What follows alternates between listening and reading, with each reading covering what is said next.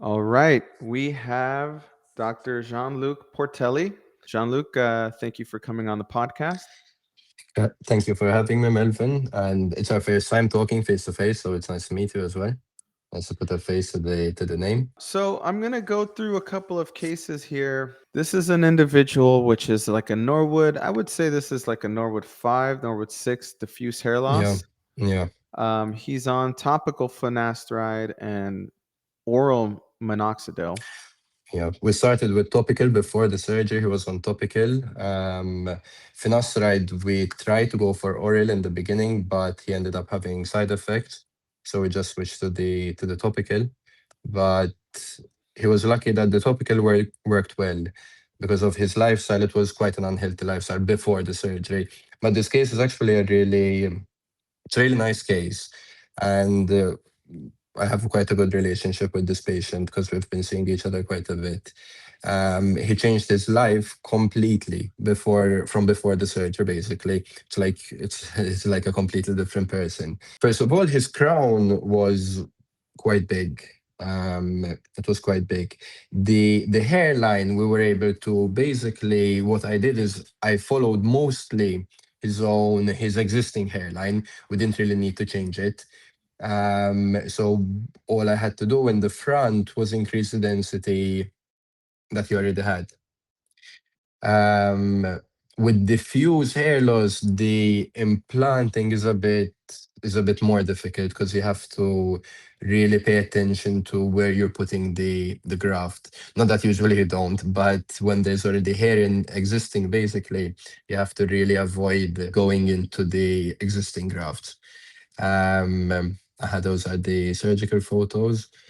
We focused most of the density in the crown and in the hairline. Yeah, the crown is big. Yeah, that is an impressive result, especially in the crown. If you can, I'll go Yeah, back to see here.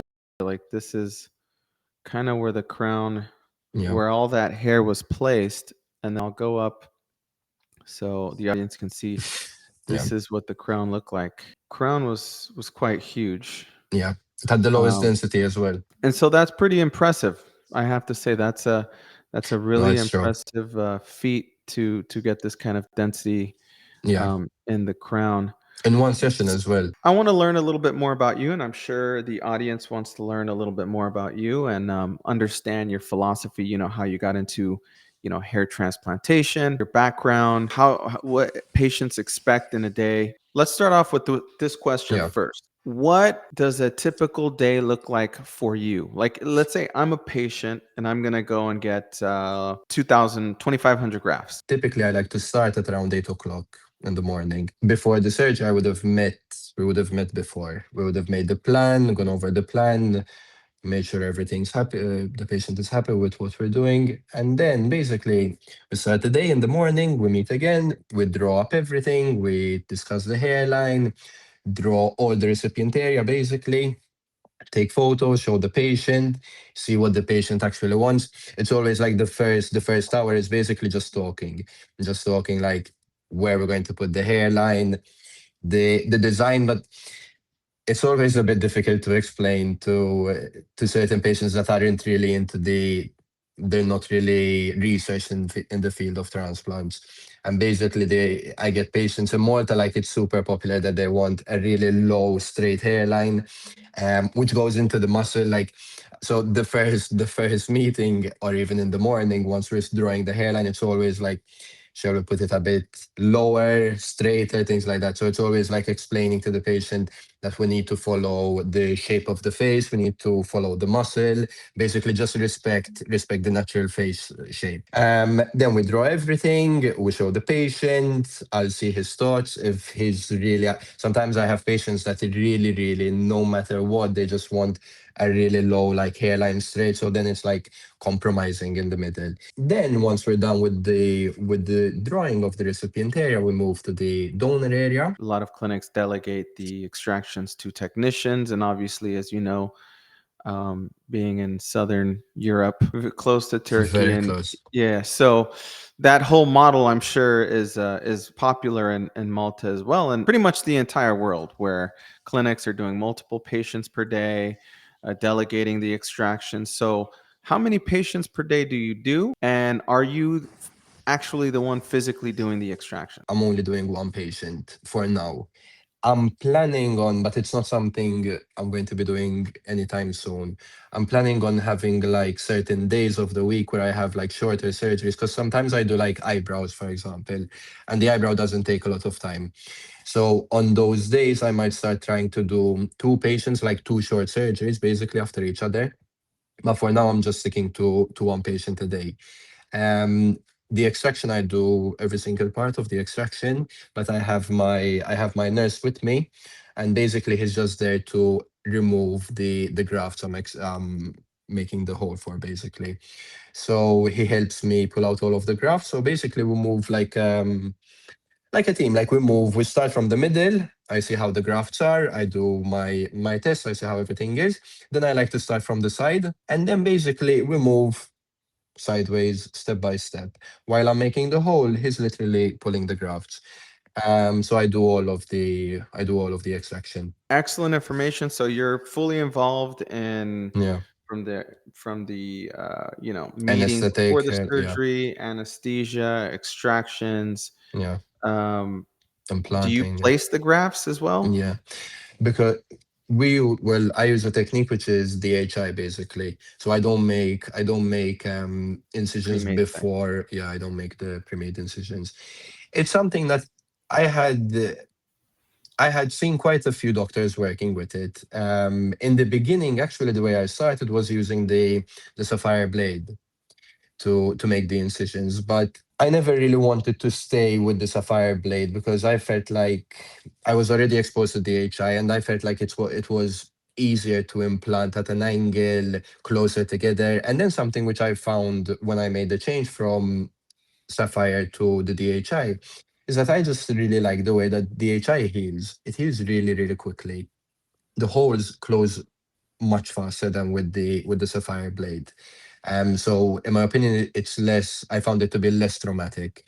Also, you have like a set depth of the DHI pen as well. So I just really like the technique. I like using the pens.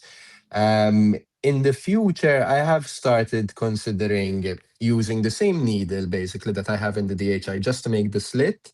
And then I can use my nurses, for example, to use loader implanters just to put them in the hole.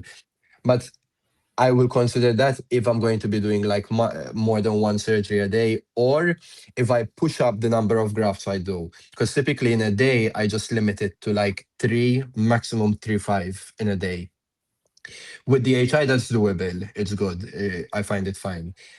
If I wanted to push up more, it might get to a point where it starts getting a bit too tedious. For example, to implant 5,000 grafts in a day with the HI takes a lot of time. Yeah. So for now, I'm sticking to this technique. I've done over 1,000 patients now with the HI. I just really I like the technique. But yes, I do all of that. I do all of the extraction, basically everything. I just have my team is quite small right now, so it's just me, two of my nurses. One of my nurses is my wife, and the other one is my nurse that I've been with for the last 4 years now. So we've Wow. worked very, very closely together. Let's review this case. So this was actually a patient that went to you Okay. from Hair Restoration Network. So he says, here's my write up. Dr. Portelli did ask me to share my experience. Um, Intended to do so here. So this is entirely off my own back. So um, this patient, which I'm very eager to see, kind of Yeah. like the results. So this was probably, I don't know, last week or maybe 2 weeks ago that you did the I think surgery. this was like 2 weeks ago, if I'm not mistaken, something like that. Yeah. So, Almost 2 weeks. so this is so this Yeah. is a something that a lot of patients are very concerned about. So day two, unfortunately, on the way back to my hotel, I hit my head in the taxi. Actually, very common. I did the exact Yeah. same thing Really? um, when I had my hair transplant. Dr. Patelli estimated that perhaps 10 grafts were lost. I have a picture from the hotel. You've got to be so careful, guys. It's so easy to make a catastrophic mistake. Very true. Right Yeah, here at the bottom, you see, then you did the crown work, very dense packing. And this is probably a few days healed here. You can see, quite high density in the frontal third. You know, not as dense in the middle, and then a little bit higher density in the crown, which probably is how his hair is. What I'm really impressed with is the size of the punches. I mean, what size punch did you use for this patient? Because here you have 7 days post-op, and I'll see if I can yeah, close up on his donor here. So it's 7 days with 5,100 grafts. This is how yeah. it looks. It looks really nice. Looks really good. Yeah. Uh, that is super high density in the hairline. Yeah, Really excited to see how it turns out. Again, same. the donor is healing extremely well for 7 days. His most recent photo. So this was just 3 hours ago that he posted this. This is 2 weeks, so 14 days. This is exactly what a hair transplant at 2 weeks should look like. It should look like a buzz cut. And we kind of always talk about this, at least us hair nerds. We talk about, what should a hair transplant look like at 2 weeks? That's how it should look like. It should look like at 2 weeks is kind of the sweet spot. It's right before the grafts shed. The donor looks untouched. And just look at the density in the crown. The size of the punch, I have to say, is extraordinarily small. What size punch do you use? Honestly, it's not a very small punch. Well, it's a small punch, but well, it's a point 0.7 millimeter punch. Let's look at this other case here because I think you do quite a bit of what I would say is diffuse hair loss. So this is a Mm-hmm. 47-year-old patient with diffuse hair loss. And this is actually something that a lot of men deal with, and it's not necessarily on the Norwood scale. I would say this is probably a Norwood Yeah, 5V pattern, but he still has quite a bit of residual hair. But you can see crown is thinning. This patient looks like he has thicker hair, at least medium thick, which I think is a big benefit. But here's the result. His hairline looks good. yeah. He got an excellent result. I met this patient quite recently, actually. I think maybe 2 months ago, like a month and a half ago, something like that. We considered, and I think he's actually going to do it, adding a bit more density further in the mid zone. Honestly, with these types of cases, it might be not normal, but you do get cases where you need to touch up, or at least the way that I do it, I don't. I know there are doctors that go like implant way over 5,000 grafts. Typically, my limit is like there, like 6,000 grafts. I don't like to push the donor more than that, and then I prefer to use like donor from the hair, from the scalp. Let's look at this other case that I think is an excellent case of really soft hairline. This is a 33-year-old patient, medication 6 months prior to surgery, which I think is important. So thank you for sharing that. And these photos represent 1.5 years. So here you got a patient with, again, diffuse hair loss in the hairline. He's losing his hairline pretty much all at the same time. So it's all overall really thin and fine. Uh, and so yeah, you can see through it, but he still has some hair, which I think is important to highlight. But here you see, and I think what you did here, and correct me if I'm mistaken, but I think you kept some of his native hair and you just went behind his native hair. So this, I believe, is his actual native hairline that he already had. Most of it, yeah.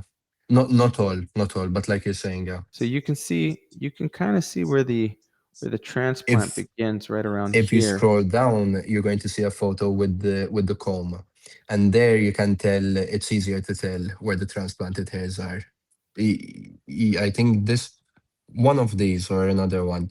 Um, in the middle, if you see the first photo, in the middle, he had lost quite a few of his. This one, yeah, yeah, you're able to see there. Yeah. So So in some parts they're further down, but yes, some parts you have the existing hair. Yeah, yeah, so all of these are pretty much native hairs. All these little stragglers, which makes it look a lot softer. yeah, That's an interesting technique that I think more doctors should implement. Now, there's a fine line, right? Don't go too far behind, of course.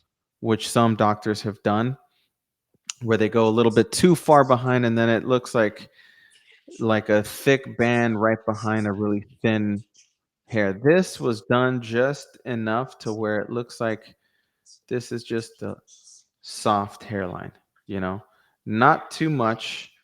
You know, like if you would have gone like up here and left this row thin, it would have looked weird. But you went just low enough to where you had these little straggler hairs kind of blend into the transplanted hair and give it really a soft appearance, a really soft appearance. Here's another example. Yeah, So here you can kind of see, let me try to enhance it a little bit more. So all these hairs right here, native hairs. So you're going to be transplanting in this zone right here. This is zone 1, 2, 3, where it'll obviously get thicker. But in right in front of it is basically the native hairs, which which were transplanted. That's his crown. And then again, here you see yeah, some of these stragglers are those are native hairs right there, yeah, which kind of give it that really soft appearance. And this individual is a little bit of a more difficult case than the last guy because he has darker hair and light skin, and that's usually a very hard yeah. contrast. You know, it's not a favorable contrast, but yeah, you can see it looks really good. And there you can see the crown grew excellent. Really good stuff. Yeah, here you can see a really clear shot of all the crown growth. Yeah. No, I remember this guy had a very nice result. Like you're saying, the this guy had thicker hair than the previous one. The previous one had like really nice fine blonde hair. This guy was thicker. Um, but it's true. Using the single grafts will always give a really nice result. Then obviously the crown he had really nice density. Even the direction is really good. And it's nice when they grow out their hair super long and they're just like confident to pull it back. You know, it's a nice feeling. But even like you see the pulled back photos, they look super nice.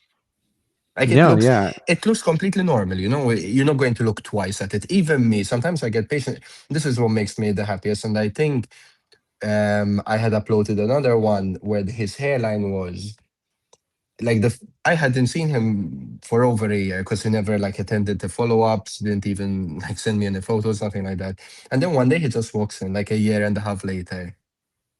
And honestly, I remember seeing him, but I had forgotten like we had done surgery.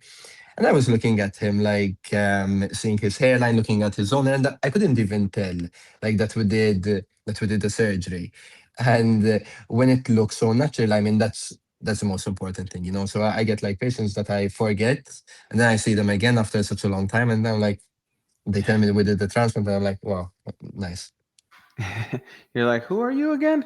Yeah, Are yeah. you sure I did your hair transplant? I can't recognize you. Let's keep talking about more cases. Here we got another case patient who was on 1 milligram daily of minoxidil and finasteride, or 5 milligrams of minoxidil and 1 milligram of finasteride. So here you have, or did we already look at this case? No, this is the case I told you about. This is the guy that I forgot who had done. No, his crown is similar to the other one. It's true. He had a big Ah, crown as well. that's what. Okay, yeah, Yeah, yeah, yeah. that's what's so very similar crown and size. Similar hair characteristics as well, dark hair, light skin. Better And you donor can though. see, oh, better donor. Yeah. You can see Yeah. here too, he has sort of like the horns, right? The Mm-hmm. horn pattern of hair loss. But the middle is quite good. The middle is not bad at all. Yeah. So here you see the crown grown out. There you see the close up of the hairline, which looks excellent. Yeah.